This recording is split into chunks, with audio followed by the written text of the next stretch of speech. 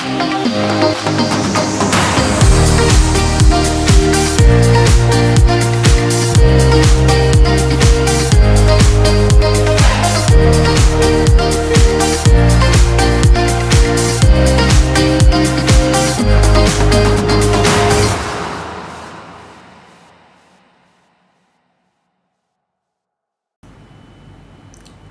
selamat malam semua. Apa kabar? Sekali lagi hari ini luar biasa ya, amazing, berjalan sesuai perkiraan kita. Mungkin Bapak Ibu sudah sering lihat postingan saya di khususnya beberapa hari ini. Analisa saya sejak hari Kamis ya, ketika market downtrend.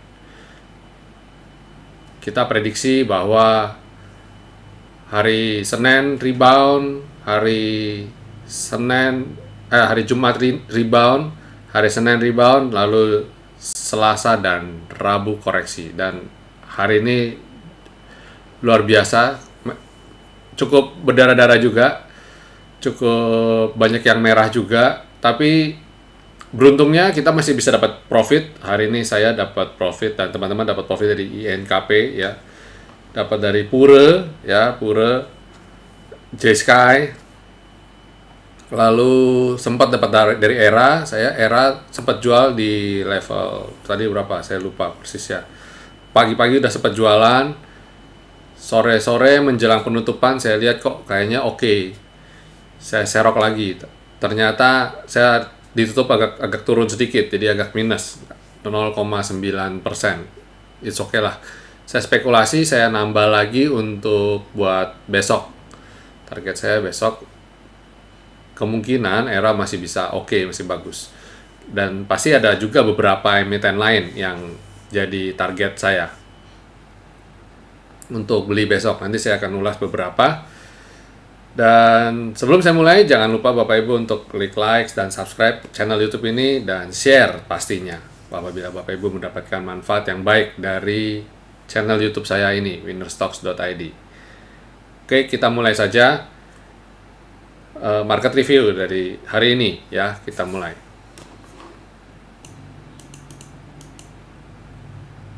Composite hari ini persis dia mau nutup gap ya, mau nutup gap. Tadi sempat turun sedikit ya, tapi naik sedikit di atas mulut gap, persis di atas mulut. Jadi closingnya di atas mulut gap. Yang saya gambarin kotak pink ini adalah mulutnya gap. Jadi kita berharap dia bisa nutup full ya, bisa menutup full, turun sampai sini baru bisa baik ya. Saya pikir lebih baik begitu ya. Tapi biasanya kalau turun itu biasanya nggak sampai selalu persis, saya nggak tahu, kadang-kadang juga bisa persis, tapi ini saya gambarkan ada setidaknya ada ibaratnya kalau tekanan jual atau tekanan beli biasanya dia suka ada kebablasan sedikit. Jadi ini saya kasih di bawah ini ada level supportnya dia ya, yang mana kalau dia turun setidaknya yang kotak kecil ini jadi bantalannya lah, nanti dia semantul di area situ, semoga ya. Nah, tapi kita nggak tahu juga ya, so far apa yang saya analisa biasanya sih sampai ke sana biasanya ya, nggak selalu tapi biasanya. Terus hari ini asing net sell ya, masih net sell, dan net sell-nya kalau nggak salah sekitar hampir 1 T ya, 900 miliar sekian. Coba saya cek data transaksi hari ini.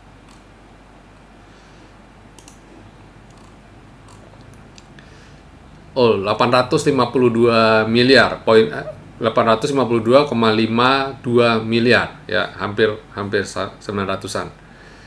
Ya, cukup dalam. Kalau lihat tekanannya ini sih kayaknya sepertinya besok peluangnya merah masih cukup besar ya. Besok peluang merah masih cukup besar, dan hari ini rata di hampir semua sektor. Ada levelnya di sekitaran 1%, ada yang minus 1%, ada yang masih 0, sekian persen. Maksudnya dibikin galau sih ya, nggak full semua. Jadi artinya apa? Artinya semua sektor rata ya, kena tekanannya rata. Kalaupun bisa positif juga positifnya nggak bisa bagus, nggak bisa banyak. Kalaupun minusnya juga nggak banyak ya, sekitar 1%-an aja. Dan karena hampir rata, jadi kita coba bahas satu persatu sektor apa aja yang potensial untuk besok. Saya bahas yang potensial dulu karena ya dong, kita hampir bisa dipastikan besok masih ada tekanan soalnya. Jadi saya mending kita filter, ambil yang potensial untuk rebound. Di sini saya melihat ada basic industry. Hari ini basic industry lumayan bagus ya. Ada TEKIM dan INKP ya. Hari ini yang trending dan jadi saya rasa jadi penopang indeks. Kalau nggak bisa turun lebih dalam lagi kali. Nggak tahu, who knows ya. Nah, ini basic industry posisinya tertahan ya, dia laju penurunannya tertahan. Tapi dia belum bisa keluar dari bayang-bayang downtrend ya. Dia masih di zona di bawah, di areal bawahnya selendang ya, magic rebound. Jadi saya masih belum lihat ada potensial untuk sesuatu yang baik ya. Saya nyalain dulu database-nya. Kayaknya ada sedikit selisih, tapi nggak banyak sih, maksudnya dengan data hasil screening saya. Nah, saya melihat ini kayaknya masih ada potensial untuk naik, besok masih bisa naik, tapi terbatas ya. Kalau lihat dari candlenya, ini dia kalau bisa sampai ke pucuk selendang ini oke ya. Jadi untuk dalam jangka waktu pendek, basic industry ini masih bisa rebound, rasanya masih bisa rebound. Dan saham-saham apa aja yang ada di dalam basic industry ini? Ada TEKIM dan INKP salah satunya ya. Saya sekalian ulas. Nah, TEKIM INKP hari ini keren banget, naik 8,67% ya. Nah, tadi kita baru lihat, oh ini oke kayaknya. Itu setelah INKP jalan 4 sekian, hampir 4 persenan, 3% sekian sih tepatnya. Terus saya beli.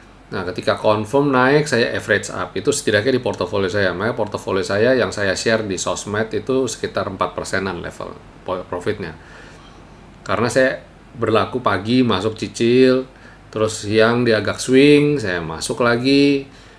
Terus menjelang penutupan dia rebound, dia naik, saya entry lagi. Jadi saya total hari ini ada 3 kali entry.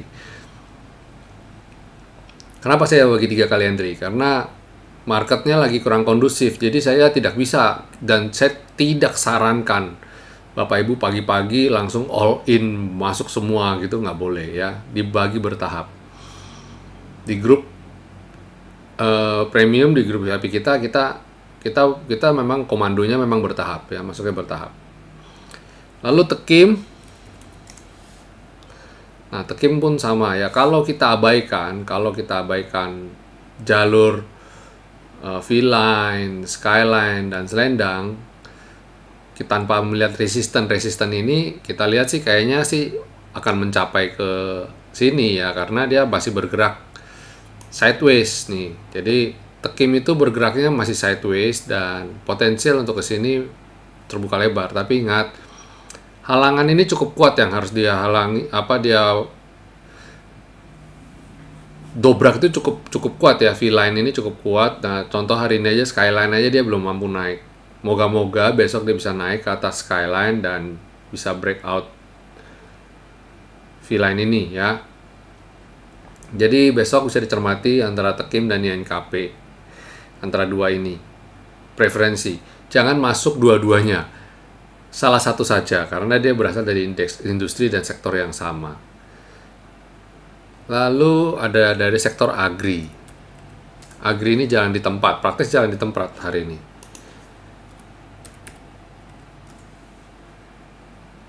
Nah, kan dia membentuk candle doji, praktis jalan di tempat, tidak terlalu banyak ini.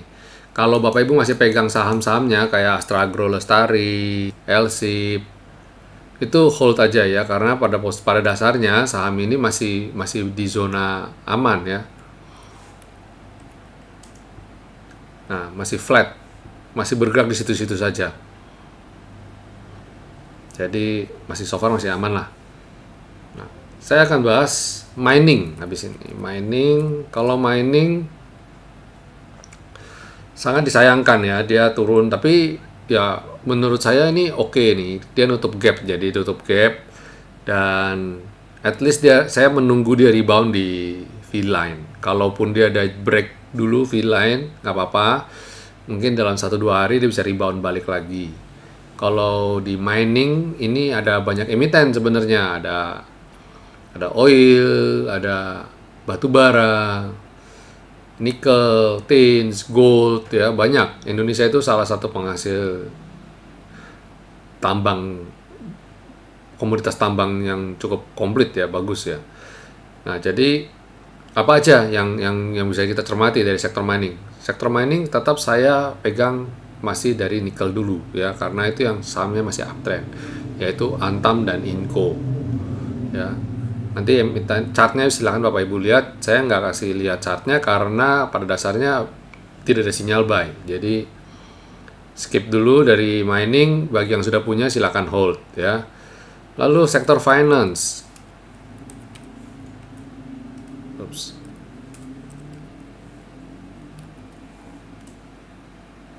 Nah, sektor finance breakdown V-line, yang mana saya melihat ini dalam jangka waktu pendek ke depan, beberapa waktu ke depan masih akan tertekan, finance akan tertekan. Dan bagi Bapak Ibu yang posisi di finance, saran saya jangan average down dulu, tunggu dulu.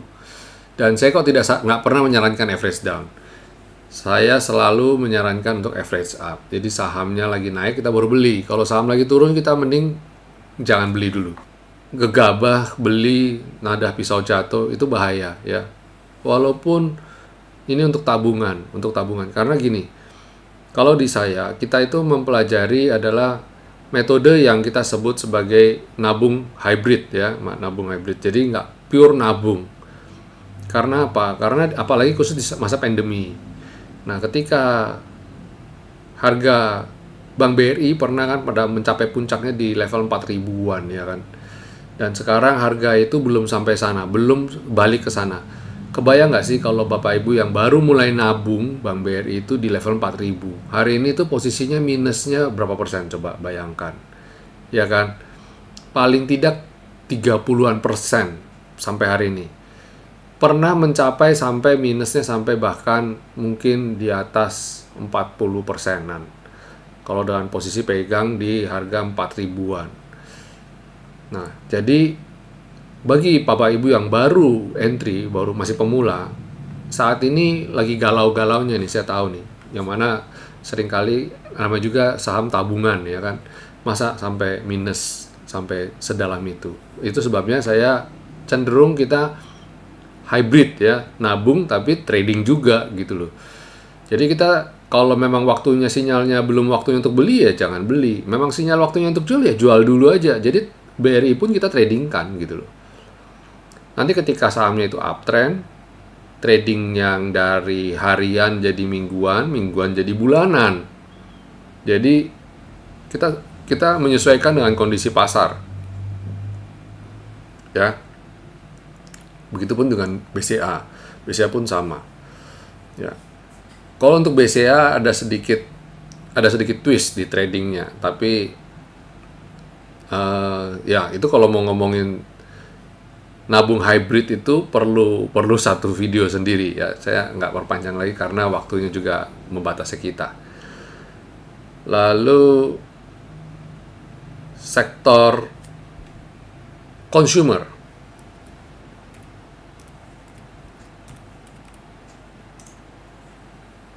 Consumer ini sebenarnya juga bagus ya, cuma entah kenapa dia ketahan, dia turun di bawah V-line.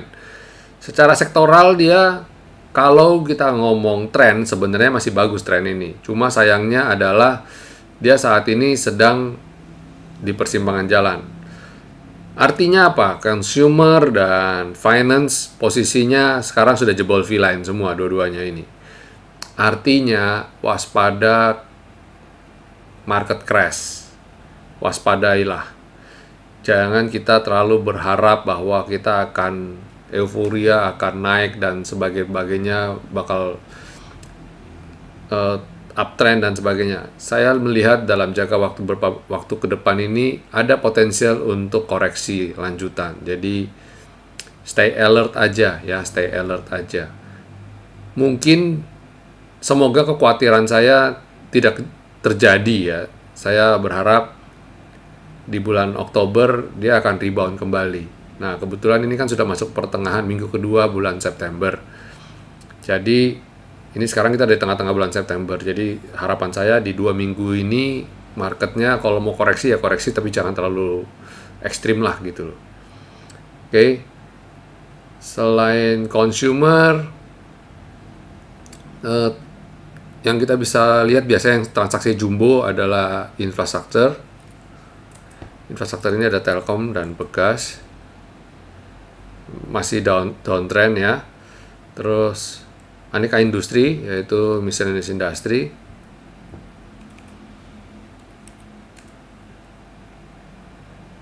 masih sama, jangka pendeknya bahkan ya tidak bisa recovery dari posisi downtrend ini ya, masih tekanan masih cukup besar. Lalu trade ini better ya, trade ini better kalau dia bisa naik ke atas, kembali ke atas selendang, ini oke nih ya.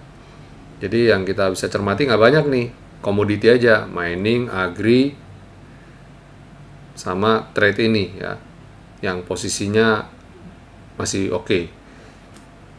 Oke, saya akan seperti biasa, saya akan nambahkan kira-kira 3 atau 4 saham lagi. Tadi saya sudah ulas 2 di depan, INKP dan Tekim. Saya akan tambahkan 2 atau 3. Saya mulai dari salah satu emiten yang saya pantau adalah Kren. Kren ini sempat Masa Jaya ya, Masa Jaya masih bagus. Dan ini transaksinya belum besar, biasanya besar, tapi kali ini belum. Dan saya melihat risk and reward-nya juga masih oke banget Kren ini ya. Jadi Bapak Ibu bisa cermati untuk besok, tapi harap diperhatikan ini tingkat volatility-nya tinggi banget, mencapai 10%-an. Sekalinya rebound bisa sampai plus 10%, kalau sekalinya turun bisa koreksi minus 10%. Jadi be careful. Ini saham dengan adrenalin tinggi ya. Kalau Bapak Ibu masuk sini, pastikan Bapak Ibu sudah lincah jarinya ya, pasang automatic ordernya juga. Selain Kren, ada SCMA. Nah, SMA ini kalau bisa naik ke atas skyline, saya melihat ini bagus. Ya, kalau SMA kalau bisa naik ke atas skyline, ini layak dicermati ya. Skyline itu yang garis biru putus-putus ini. Ya, kalau bisa naik di atas ini, wah, oke banget nih. Lalu ada IMJS. IMJS sama IMAS ini 2 hari ini masih trending ya. Nah, ini saya melihat IMJS bagus juga ini. Ini silahkan untuk dicermati nih. Cuma kurang ajarnya, biasanya kebiasaan dari IMJS ini kalau habis hijau, habis biru tua ya, tebal begini biasanya besoknya agak koreksi. Jadi hati-hati untuk besok. Tapi kalau besok masih ngegas, masih bisa naik lagi, ini boleh diperhatikan ya. Ini boleh diperhatikan. Dan saya melihat ini dia ada di areal sebenarnya area resisten. Jadi kalau dia bisa keluar melampaui kotak pink ini, itu bagus banget. Oke, ya ini ada 5 emiten yang saya bagikan, rekomendasikan untuk esok, yaitu INKP, Tekim, lalu Kren, SCMA, dan IMJS. Ada 5 emiten ini, silakan.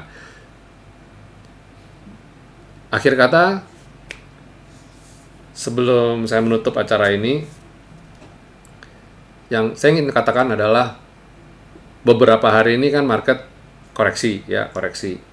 Tapi Bapak Ibu jangan terlalu khawatir, karena apa? Di balik koreksi itu pun masih ada emiten-emiten, ada saham, ada peluang-peluang yang bisa kita ambil. Nah, contohnya kelima saham ini, dan setiap hari kita masih mendapatkan profit. Saya setiap hari masih mendapatkan profit. Kemarin dapat profit, hari ini masih dapat profit ya, walaupun nggak banyak. Dan memang saya tidak sarankan untuk banyak-banyak. Ketika kondisi seperti ini, saya sarankan Bapak Ibu untuk tidak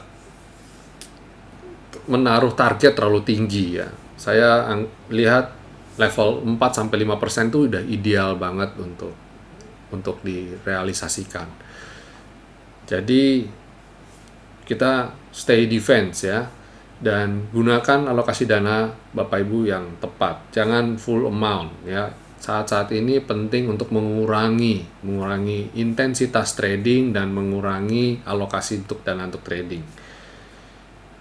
Khususnya yang Bapak Ibu yang baru mulai berkenalan dengan dunia saham.